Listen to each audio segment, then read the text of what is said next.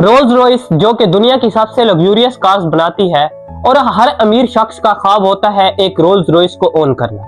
लेकिन क्या आप लोग ये बात जानते हैं कि जिस शख्स ने रोल्स रॉयस ब्रांड की शुरुआत की थी उसका सारा बचपन गुर्बत में, चाइल्ड लेबर में गुजरा। अगर आप भी किसी गरीब फैमिली से हैं और आपके ख्वाब आसमान छूने के हैं या कुछ बड़ा करने के हैं और अपनी फैमिली के हालात संवारने के हैं तो ये वीडियो आपके लिए है। कहानी की शुरुआत होती है इंग्लैंड से, जहां के एक छोटे से गांव में एक बच्चा जन्म लेता है जिसका नाम रखा जाता है हेनरी रॉयस।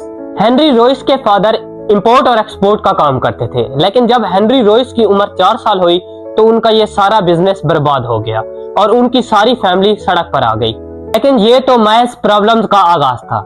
हेनरी रॉयस की उम्र सिर्फ 9 साल थी जब उन्होंने अपने वालिद को हमेशा के लिए खो दिया और इसी वजह से ही उनकी वालदा को दूसरे लोगों के घरों में जाकर मेड का काम करना पड़ा और खुद हेनरी रॉयस न्यूज़पेपर डिलीवरी का काम करने लगे। लेकिन 14 साल की उम्र में उनकी कहानी में एक मोड़ आया जब वो एक फैक्ट्री में जाकर मैकेनिक का काम सीखने लगे और सिर्फ महज 3 साल अनथक मेहनत करके 17 साल की उम्र में वो एक प्रॉपर मैकेनिक बन गए। मुख्तलिफ फैक्ट्रीज में काम करके महज सिर्फ 21 साल की उम्र में 20 पाउंड की सेविंग से उन्होंने मैनचेस्टर जैसे बड़ी सिटी में इलेक्ट्रॉनिक्स की शॉप का आगाज किया जिसका नाम उन्होंने FH रॉयस एंड कंपनी रखा। इस दौरान रॉयस ने देखा कि वक्त के साथ साथ इलेक्ट्रॉनिक लाइटिंग एंड फिटिंग का जो काम है वो बढ़ता चला जा रहा है, इसलिए उन्होंने ARC लैंप्स, बल्ब होल्डर्स और इलेक्ट्रॉनिक डोर बेल्स की मैन्युफैक्चरिंग का काम शुरू किया। ईयर 1900 में कंपनी 20,000 पाउंड्स की सेविंग क्रॉस कर चुकी होती है, लेकिन यहाँ किस्मत को कुछ और ही मंजूर होता है। 1901 में कहानी में एक बहुत बड़ा मोड़ तब आता है जब जर्मन और American companies British electronic market में घुसती हैं और हेनरी का सारा बिजनेस चौपट हो जाता है। इन तमाम हालात की वजह से हेनरी रॉयस सख्त बीमार पड़ जाते हैं और जब वो डॉक्टर के पास जाते हैं तो डॉक्टर उन्हें मशवरा देता है कि आप ऐसी जगह पर जाके रहें जहां पर फ्रेश एयर हो और साथ ही आप पैदल चलना छोड़ दें और अपनी सवारी के लिए किसी गाड़ी का इस्तेमाल करें। डॉक्टर की एडवाइस को मानते हुए हेनरी ने डेकोली के नाम से एक कार खरीदी, लेकिन इस कार में प्रॉब्लम यह थी कि ये आवाज बहुत ज्यादा करती थी, जिसकी वजह से हेनरी जैसे परफेक्शनिस्ट के लिए ये कार बिलो स्टैंडर्ड थी। तो तभी हेनरी के दिमाग में एक आइडिया आया कि क्यों ना अपना एक कार का बिजनेस शुरू किया जाए। काफी साल की मेहनत के बाद हेनरी रॉयस ने एक कार बनाई और टेस्टिंग के लिए इस कार को 1 अप्रैल 1904 को रोड पर उतारा गया और बगैर किसी खराबी के इस कार ने ऑलमोस्ट 50 किलोमीटर का फासला तय किया। हेनरी ने कार तो बना ली, लेकिन वो इस कार को अकेले पूरी दुनिया तक पहुंचाने के काबिल नहीं थे। इतने में फिर एंट्री होती है कहानी के दूसरे कैरेक्टर चार्ल्स रोल्स की, जो कि बेसिकली पहले से ही कार का बिजनेस कर रहे थे। चार्ल्स रोल्स हेनरी रॉयस के पास जाते हैं और उन्हें मशवरा देते हैं कि क्यों ना हम दोनों मिलकर कार बेचने का बिजनेस शुरू करें।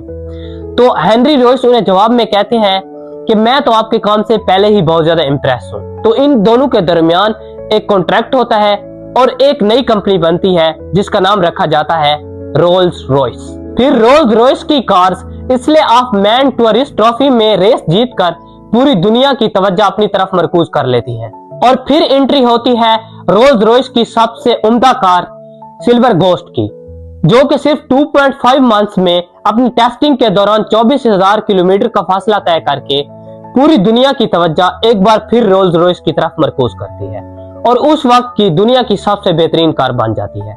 इस तरह ये कार उस वक्त के किंग्स, क्वींस और इंडस्ट्रियलिस्ट की सबसे पहली प्रायोरिटी बन जाती है। 12 जुलाई 1910 को चार्ल्स रोल्स एक प्लेन जिसका नाम होता है राइट फ्लेयर, जो कि उनका खुद का ही बनाया हुआ होता है, का पहला तजर्बा कर रहे होते हैं कि वो प्लेन 100 फुट की ऊंचाई में जाकर क्रैश हो जाता है, जिसमें चार्ल्स रोल्स अपनी जान गंवा बैठते हैं। चार्ल्स रोल्स की वफात के बाद हेनरी अकेले ही कंपनी संभालने लगे।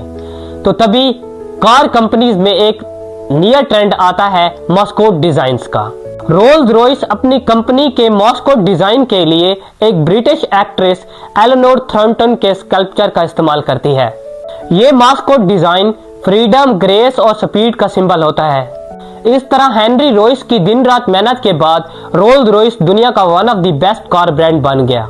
दुनिया को one of the best car brand बनाकर देने वाले हेनरी रॉयस 22 अप्रैल 1933 को 70 साल की उम्र में वफात पा गए। हेनरी रॉयस की कहानी हमें यह सिखाती है कि अगर आपके सपने बड़े बड़े हों और अगर आप में कुछ कर जाने की हिम्मत हो तो दुनिया की कोई ताकत आपको रोक नहीं सकती। हमें कमेंट करके ये जरूर बताइएगा कि आज की ये हमारी वीडियो आप लोगों को कैसी लगी और हमारे चैनल को फॉलो कर लें ताकि इस तरह की और इन्फॉर्मेटिव वीडियोस आप लोगों तक पहुंचती रहें। वस्सलाम।